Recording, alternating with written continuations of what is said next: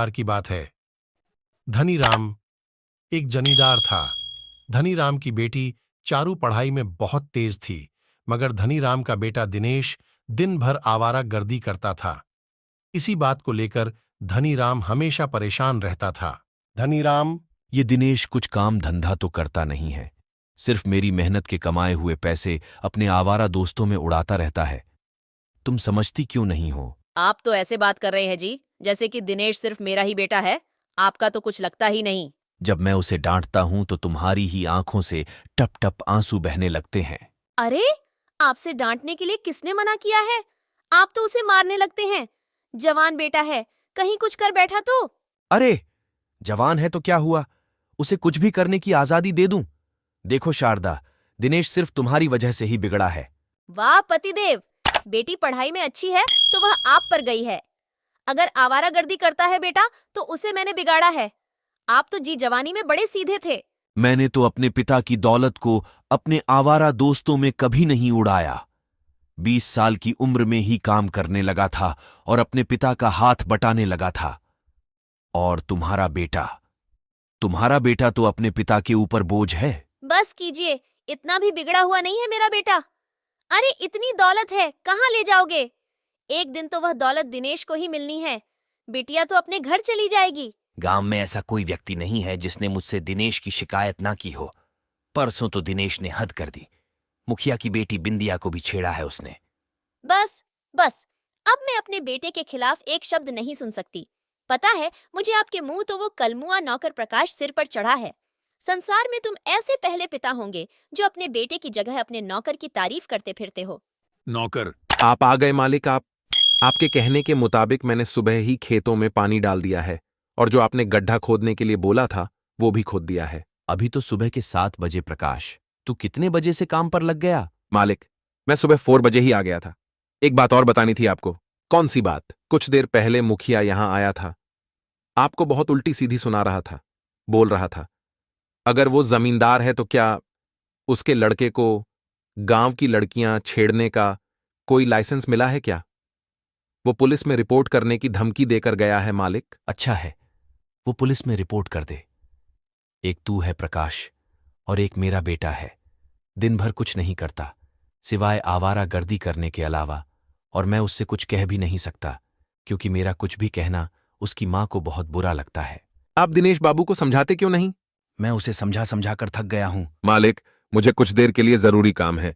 अगर आपका आदेश हो तो मैं कुछ देर के लिए चला जाऊं। क्या बात है प्रकाश, कहीं तेरा कोई चक्कर वगैरह तो नहीं चल रहा? अरे नहीं मालिक, मुझ जैसे गरीब नौकर से भला कौन सी लड़की अपना चक्कर चलाएगी।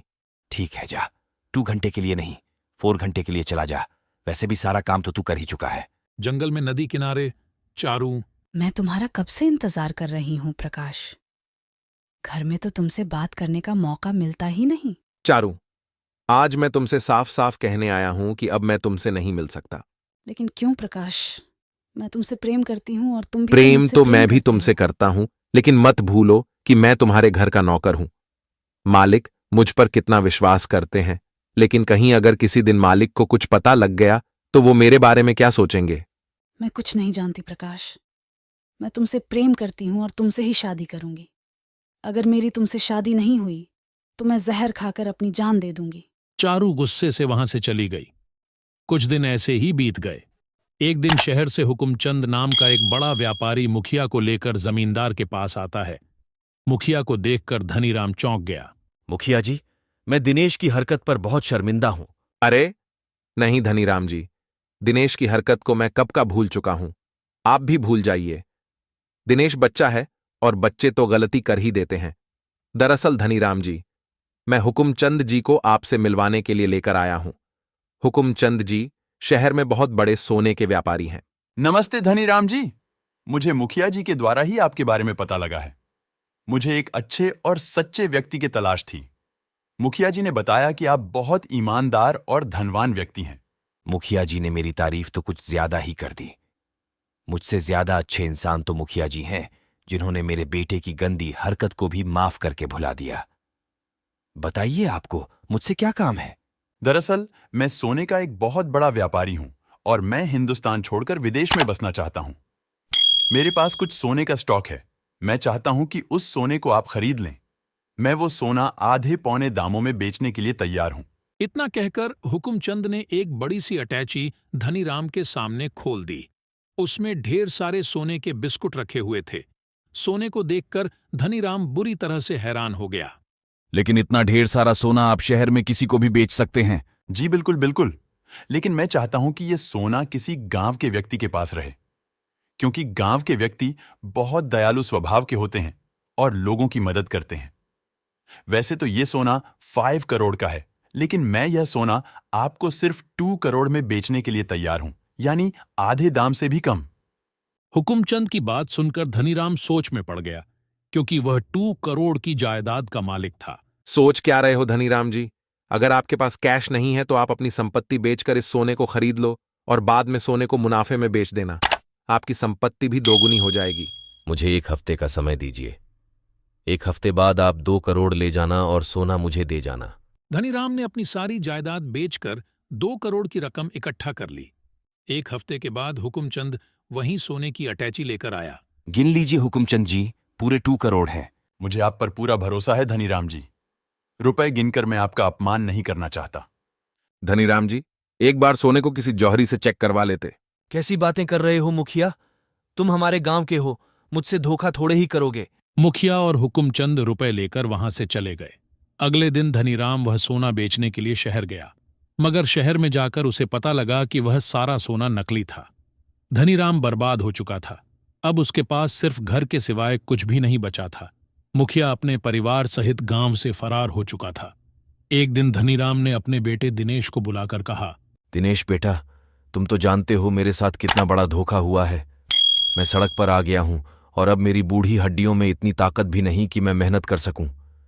तुम जवान हो, कोई काम धंधा क्यों नहीं करते ताकि परिवार की रोजी रोटी चल सके? दिमाग तो ठीक है आपका पिताजी। एक तो आपने सारी दौलत पानी की तरह बहा दी, ऊपर से अब मुझे मेहनत करने के लिए बोल रहे हैं। मैं आपका खर्चा नहीं उठा सकता। दिनेश बाबू, आपको अपने पिताजी से इस तरह से बात करते हुए शर्म नहीं आती?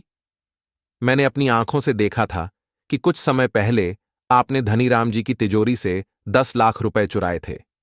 उस रकम में से ही आप कुछ पैसे धनीराम जी को दे दीजिए।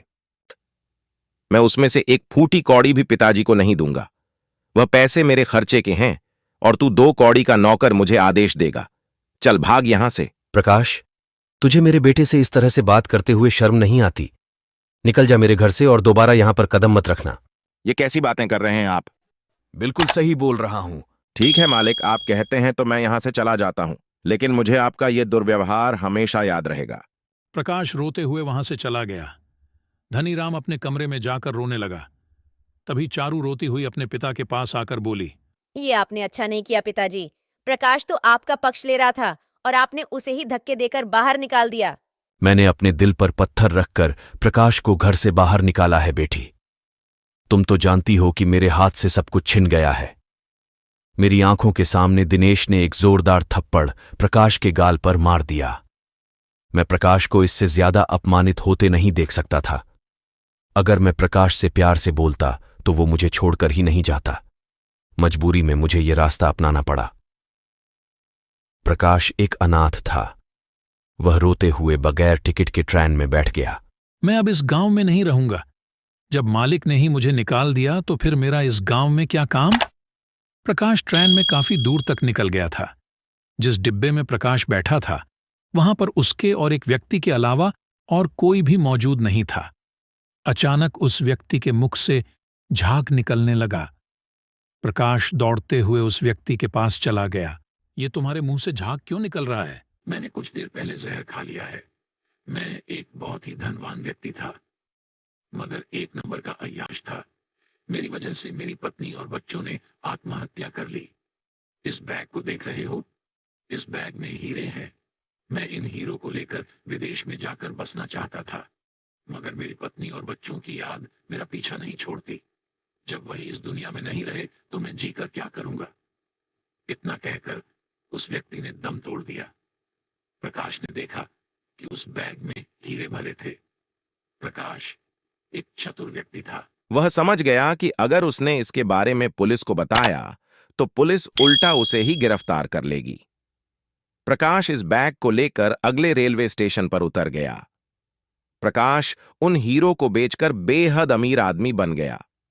अमीर होने के बाद प्रकाश को चारू की याद सताने लगी। सुखिया चाचा, आप धनीराम जी कहाँ गए? उनके साथ तो बहुत बुरा हुआ प्रकाश। दिनेश ने अपने परिवार के सभी लोगों को धक्के देकर बाहर निकाल दिया। यह सदमा धनीराम की पत्नी बर्दाश्त नहीं कर सकी और वह इस दुनिया से चल बसी। धनीराम चारू को लेकर पता नहीं कहां चला गया। लेकिन यह मकान तो धनीराम जी के नाम पर था ना? लेकिन दिनेश ने चुपके से इस मकान को भी गिरवी रख दिया था। धनीराम के पास इतने पैसे नहीं थे कि वो इस मकान को छुड़ा पाए। जाते वक्त धनीराम तुम्हें याद करके बहुत रो रहे थे भाई। मुझे याद कर रहे थे, लेकिन उन्होंने ही तो मुझे घर से बाहर निकाला था। नहीं प्रकाश, उन्होंने तुम्हें ज्यादा अपमानित होने से बचाने के लिए अपने कलेजे पर पत्थर रखकर तुम्हें घर से बाहर निकाला था। प्रकाश ने चारू और धनीराम की बहुत तलाश की, मगर वह उसे गांव में कहीं भी नहीं मिले। थक हार कर प्रकाश उन दोनों को शहर जाकर तलाशने लगा। एक दिन तलाश करने के दौरान प्रकाश की नजर दिनेश, हुकुमचंद और मुखिया पर पड़ी। वो तीनों एक कार में अंदर बैठे हुए थे। प्रकाश हैरत में पड़ गया। ये तो मुखिया और हुकुमचंद है, जो धनीराम जी को बर्बाद करके गांव छोड़कर भाग गए थे। उनके साथ दिनेश क्या कर रहा है? इनका पीछा करना चाहिए। वाकई दिनेश तुम्हारे दिमाग को मान गए। किस तरह से तुमने अपने बाप को छूना लगाकर उनकी सारी जायदाद अपने नाम कर ली भाई। अगर मुखिया जी इसमें मेरा साथ नहीं देते तो मैं अपने मकसद में कभी कामयाब नहीं हो पाता। मेरा पिता एक नंबर का बेवकूफ इंसान था। मैं जरा से पैसे क्या खर्च कर देता था, घर में रोज रोज झगड़ा करता था। वो तो भला हो मुखिया जी का, जिन्होंने मुझे ये सारी योजना बताई।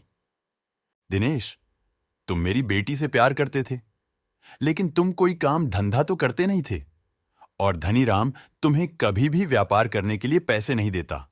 इसलिए मैंने पहले ये अफवाह उड़ाई कि तुमने मेरी बेटी को छेड़ा है, और कुछ महीनों बाद में हुकुमचंद को लेकर धनीराम के पास पहुंच गया और उसे ऐसा जताया कि जैसे मैंने तुम्हें माफ कर दिया है। धनीराम मेरी इस भलाई को देखकर सब कुछ भूल गया और मुझ पर विश्वास कर बैठा। प्रकाश गुस्से में, भगवान तेरे जैसी औलाद किसी दुश्मन को भी ना दे। अरे, तेरे जैसा कपूत जिस घर में पैदा हो जाए, उस घर को बर्बाद होने से भला कौन रोक सकता है? प्रकाश, तुम्हारे शरीर पर ये महंगे कपड़े कहां से आए? इसे चुराकर लाए हो? प्रकाश नहीं कृष्णा कहूदिश। कल के वक्त का एक मामूली नौकर आज के वक्त का एक बहुत बड़ा धनवान व्यक्ति बन चुका है, जो तुम्हारे जैसे ना जाने कितने दिनेश को खड़े खड़े खरीद लेगा। तुम्हें तुम्हारे किए की सस्सा जरूर मिलेंगी। सीधी तरह से ये बता दो कि धनीराम जी और चारू कहाँ हैं। मुझे ये क्या पता वो कहाँ है? हो सकता है सड़क पर रोड एक्सीडेंट में कहीं मरमरा गए होंगे। दिनेश की बात सुनकर प्रकाश को बुरी तरीके से गुस्सा आ गया।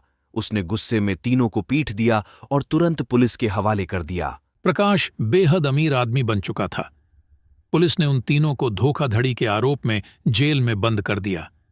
प्रकाश मंदिर में रोज प्रार्थना करने जाता था और एक दिन उसकी नजर मंदिर की सीढ़ियों पर पड़ी। उसने देखा कि मंदिर की सीढ़ियों पर धनीराम और चारू बैठे हुए थे। प्रकाश तुरंत वहां पर पहुंचा। मालिक, मैं आ गया। मैंने आपको कहां कहां नहीं ढूंढा। तू तो बहुत बड़ा आदमी बन गया है रे प्रकाश। हाँ मालिक, लेकिन मैं कल भी आपका नौकर था और आज भी आपका नौकर हूं। तेरे जाने के बाद इस संसार ने हम पर कई कहर ढाए। प्रकाश को देखकर चारू की आंखों में खुशी के आंसू आ गए। इस कहानी से आपने क्या सीखा?